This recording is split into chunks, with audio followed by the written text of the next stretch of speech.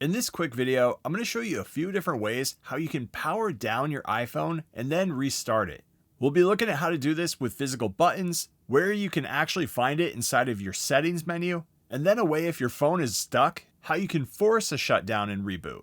And the final way also works if your phone isn't powering up at all. You can use this to get your iPhone to start.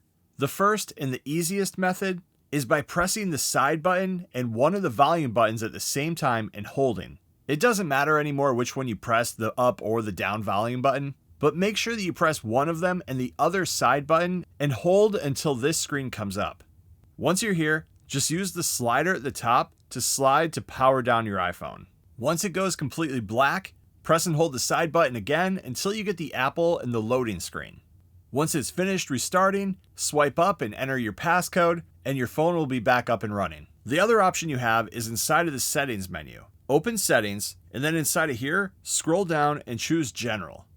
Inside of general, scroll all the way to the bottom, and then you'll see shutdown. Choose that, and then again, just use the slider to swipe over to turn off your iPhone. The other option that you have is if your iPhone's acting up or frozen, is to do a full manual forced reboot.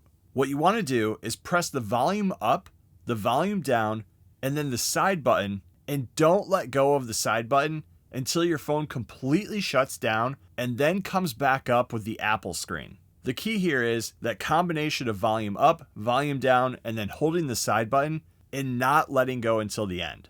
And finally, if you're having an issue where your phone just is not turning on, like sometimes it'll happen overnight if you have it on a charger, follow those same instructions to get it to power on.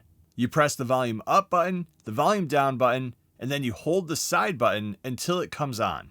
Give it a minute, and then your iPhone loading screen will appear. And after that, you'll be able to log into your iPhone.